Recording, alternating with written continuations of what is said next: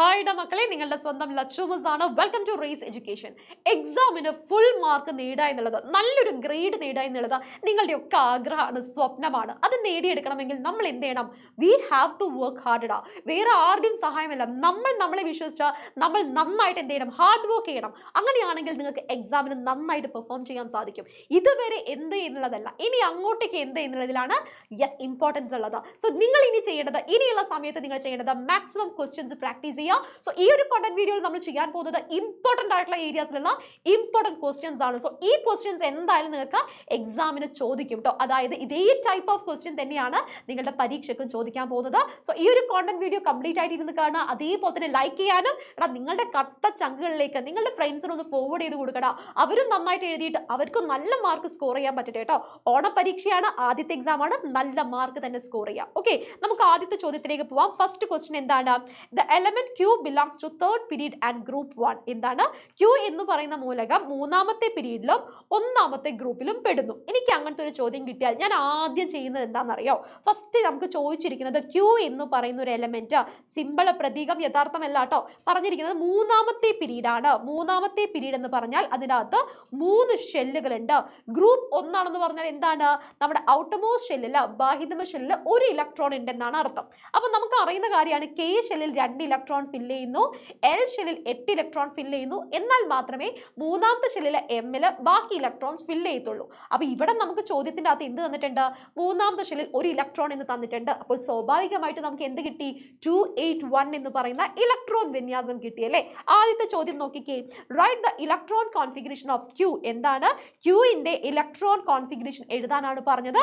നമ്മൾ അത് ഒറ്റയടിക്ക് എഴുതി കഴിഞ്ഞു. 100% ചോദിക്കുന്ന ചോദ്യമാണ് ഏടാ. ഇനി അടുത്ത ചോദ്യം നോക്കിക്കേ നിങ്ങൾ. To which family does this element belongs to? എന്താണ്? ഏത് കുടുംബത്തിലാണ് Q വരുന്നത് എന്നാണ് ചോദിച്ചിരിക്കുന്നത്. ഔട്ടർമോസ്റ്റ് ഷെല്ലിൽ 1 ഇലക്ട്രോൺ അല്ലേ ഉള്ളത്? അതായത് ഗ്രൂപ്പ് 1-ൽ വരുന്ന ആളാണല്ലേ. ഗ്രൂപ്പ് 1-ന്റെ പേരെന്താണ്? They are known as alkali metals അല്ലെ, ആൽക്കലി ലോഹങ്ങൾ എന്ന് പറയുന്ന ഗ്രൂപ്പിൽ വരുന്ന ആളാണ്. ഇനി മൂന്നാമത്തെ ചോദ്യം നോക്കിക്കേ. ഈ ഒരു ചോദ്യമാണ് കേട്ടോ ഏറ്റവും ഇമ്പോർട്ടന്റ്. ആദ്യത്തെ 2 ചോദ്യം നിങ്ങൾ എഴുതും, മൂന്നാമത്തെ ചോദ്യം നിങ്ങൾ സ്കിപ്പ് ചെയ്യാനുള്ള ചാൻസ് കൂടുതലാണ്. മൂന്നാമത്തെ ചോദ്യം എന്താണ്? Write the electron configuration of the element belonging to the same period and group 13. എന്താണ്? അതേ പീരീഡിലും 13ാമത്തെ ഗ്രൂപ്പിലുമുള്ള മൂലകത്തിന്റെ ഇലക്ട്രോൺ കോൺഫിഗറേഷൻ എഴുതാനാണ് പറഞ്ഞത്. അപ്പൊ നമ്മൾ എഴുതുവാണേ, ജസ്റ്റ് നമുക്ക് ആ ഒരു എലമെന്റിനെ X ആയിട്ട് കൺസിഡർ ചെയ്യാം. അതേ പീരീഡ് എന്ന് പറഞ്ഞതുകൊണ്ട് KLM ഷെല്ലുകൾ തന്നെയാണ്. ഗ്രൂപ്പ് നമ്പർ 13 എന്ന് പറഞ്ഞതുകൊണ്ട് നമുക്ക് എന്ത് മനസ്സിലാക്കാം? ഔട്ടർമോസ്റ്റ് ഷെല്ലിൽ 3 ഇലക്ട്രോൺ ആണല്ലേ. ഔട്ടർമോസ്റ്റ് ഷെല്ലിൽ 3 ആണെങ്കിലാണ് ഗ്രൂപ്പ് നമ്പർ കണ്ടെത്തുമ്പോൾ നമ്മൾ എന്ത് ചെയ്യുന്നത്? 3 + 10 13 എന്നുള്ള ഗ്രൂപ്പ് നമ്പർ നമുക്ക് കിട്ടുന്നത്. അപ്പോൾ ഇതിന്റെ ഇലക്ട്രോണിക് കോൺഫിഗറേഷൻ നമുക്ക് എന്ത് കിട്ടി? 283 എന്ന് കിട്ടി. ഇത്രയേ ഉള്ളൂ. ചില സമയത്ത് ചോദിക്കുന്നത് ഇതേ പീരീഡിൽ വരുന്ന എന്താണ്? നമ്മുടെ നോബിൾ ഗ്യാസിന്റെ ഇലക്ട്രോണിക് കോൺഫിഗറേഷൻ എഴുതാൻ ചോദിക്കും കേട്ടോ. നോബിൾ ഗ്യാസിന്റെ ഇലക്ട്രോണിക് കോൺഫിഗറേഷൻ നിങ്ങൾ എന്ത് ചെയ്യുക? താഴെ കമന്റ് ബോക്സിൽ കമന്റ് ചെയ്യുക. ടീച്ചർ ചെക്ക് ചെയ്തതാണ്, കറക്റ്റ് ചെയ്ത് തരാം. ഓക്കെ, ഇനി അടുത്ത ചോദ്യത്തിലേക്ക് പോവാണ്. Next question. കുറച്ച് എലമെന്റ്സും അവരുടെ ഇലക്ട്രോണിക് കോൺഫിഗറേഷനും തന്നിട്ടുണ്ട്. അത് റിലേറ്റ് ചെയ്തിട്ടുള്ള കുറച്ച് ചോദ്യങ്ങളാണല്ലേ. ആദ്യത്തെ ചോദ്യം എന്താണ്? Which element belongs to the family transition elements? എന്താണ്? സംക്രമണ മൂലകങ്ങൾ പെടുന്നത് ഏത് മൂലകമാണെന്നാണ് ചോദിച്ചത്. നമ്മൾ പഠിച്ചിട്ടുണ്ട് ട്രാൻസിഷൻ എലമെന്റ്സ് എന്ന് പറഞ്ഞാൽ ഗ്രൂപ്പ് 3 മുതൽക്ക് 12-നുള്ളിൽ വരുന്ന എലമെന്റുകളൊക്കെ എന്താണ്? ട്രാൻസിഷൻ എലമെന്റ്സ് ആണ്. ഇവിടെ തന്നിരിക്കുന്നതിൽ ഏതാണ് ട്രാൻസിഷൻ എലമെന്റ്?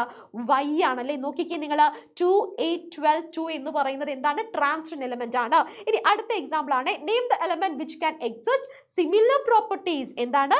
സമാന ഗുണങ്ങൾ കാണിക്കുന്ന മൂലകങ്ങൾ ഏതൊക്കെയാണെന്നാണ് പറഞ്ഞിരിക്കുന്നത്. നമ്മൾ നോക്കുക, ഔട്ടർമോസ്റ്റ് ഷെല്ലിൽ X-ന്റെയും Z-ന്റെയും എന്താണ്? 6 ആണ്. നമ്മൾ പഠിച്ചിട്ടുണ്ട് ഗ്രൂപ്പുകൾ നമ്മൾ കൺസിഡർ ചെയ്യുകയാണെങ്കിൽ അവർ എന്ത് ചെയ്യുന്നുണ്ട്? ഒരേ പ്രോപ്പർട്ടി കാണിക്കുന്നു. അതായത് ഇവിടെ ഔട്ടർമോസ്റ്റ് ഷെല്ലിലെ ഇലക്ട്രോൺ ഒരേത് വന്നത് കൊണ്ട് അവർ ഒരേ ഗ്രൂപ്പിലുള്ള ആളുകളാണെന്ന് പറയാം. എത്രാമത്തെ ഗ്രൂപ്പ് ആയിരിക്കും? 6 ആയതുകൊണ്ട് 6 + 10 16 എന്ന് നമുക്ക് ലഭിച്ചു അല്ലെ. 16ാമത്തെ ഗ്രൂപ്പിലുള്ള എലമെന്റുകളാണ് X-ഉം Z-ഉം എന്ന് പറയുന്നത്. അപ്പൊ ഇവിടെ സിമിലാരിറ്റി കാണിക്കുന്നത് ആരാണ്? X and Z ആണ്. എങ്ങനെയാണ് കണ്ടുപിടിച്ചത് മനസ്സിലായല്ലോ. സെയിം ഗ്രൂപ്പിൽ വരുന്ന ആളുകളെ നമ്മൾ തിരിച്ചറിഞ്ഞ് എഴുതിയാൽ മതി. ഇനി അടുത്ത ചോദ്യമാണ്, identify the element which is in fourth period. എന്താണ് നാലാമത്തെ പീരീഡ് ഉള്ളത്? അത് എങ്ങനെയാണ് കണ്ടുപിടിക്കുക? പീരീഡുകൾ എന്ന് പറഞ്ഞിട്ടുണ്ടെങ്കിൽ എത്ര ഷെല്ലുണ്ടോ അതാണ് പീരീഡ് നമ്പർ എന്ന് പറയുന്നത്. നാലാമത്തെ പീരീഡ് എന്ന് പറഞ്ഞാൽ എത്ര ഷെല്ല് ഉണ്ടാവണം? 4 ഷെല്ലുകൾ ഉണ്ടാവണം. നോക്കിക്കേ, 1 2 3 ഷെൽ 4. അപ്പോൾ നമുക്ക് പറയാം വൈ എന്ന് പറയുന്ന ആളാണ് നാലാമത്തെ പീരീഡിൽ അടങ്ങിയിരിക്കുന്ന ആള്. ക്ലിയർ ആണല്ലോ? ഈ ചോദ്യങ്ങളൊക്കെ എക്സാമിന് ഉണ്ടാവേ. അപ്പോൾ ലൈക്ക് ചെയ്യാനും അതുപോലെ തന്നെ നിങ്ങളുടെ ഫ്രണ്ട്സിലേക്ക് ഷെയർ ചെയ്യാനും അഭിപ്രായം കമന്റ് ചെയ്യാനും മറക്കരുത്. ഓക്കെ, ഇനി നമ്മുടെ ചാനൽ ആദ്യമായിട്ട് കാണുന്ന ആളുകളാണെങ്കിൽ തീർച്ചയായിട്ടും ചാനൽ സബ്സ്ക്രൈബ് ചെയ്യുക കേട്ടോ. ഇനി അടുത്ത ചോദ്യമാണ് വാട്ട് ആർ ഐസോടോപ്സ്? എന്താണ് ഐസോടോപ്പുകൾ എന്നാൽ എന്തെന്ന് ചോദിച്ചിട്ടുണ്ട്. നമുക്ക് പഠിക്കാനുണ്ട് അല്ലേ? ഐസോടോപ്സ് എന്ന് പറഞ്ഞാൽ എന്താണ്?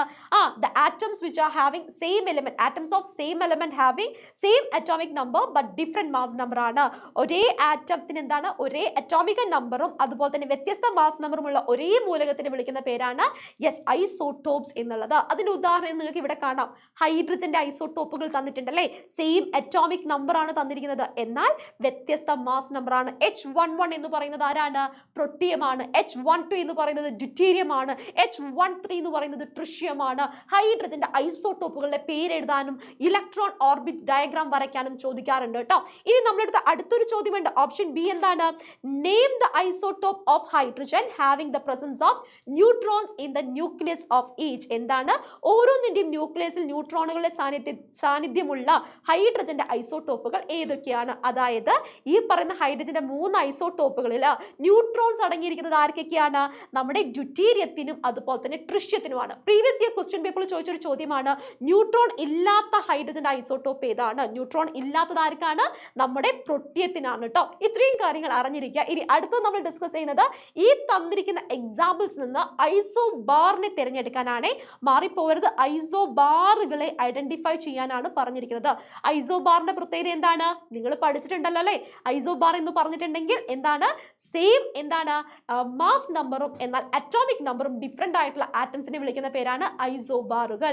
ഇതും എന്ത് ചെയ്യുക? താഴെ കമന്റ് ബോക്സിൽ കമന്റ് ചെയ്യുക. സോ ഈ ഒരു വീഡിയോ നിങ്ങൾക്ക് യൂസ്ഫുൾ ആയി എന്ന് വിചാരിക്കുന്നു. ഇതുപോലത്തെ ഇൻഫോർമേറ്റീവ് വീഡിയോസിന് നമ്മുടെ ചാനൽ സബ്സ്ക്രൈബ് ചെയ്യുക. ലൈവ് ക്ലാസ്സുകൾ ഉണ്ട്, ആ ലൈവ് ക്ലാസ്സുകൾ എല്ലാം കണ്ട് സെറ്റ് ആയിട്ട് എക്സാം നന്നായിട്ട് എഴുതാം കേട്ടോ. അപ്പോൾ ഓൾ ദി വെരി ബെസ്റ്റ്. നിങ്ങൾക്ക് എല്ലാവർക്കും എക്സാം നന്നായിട്ട് എഴുതാൻ പറ്റട്ടെ.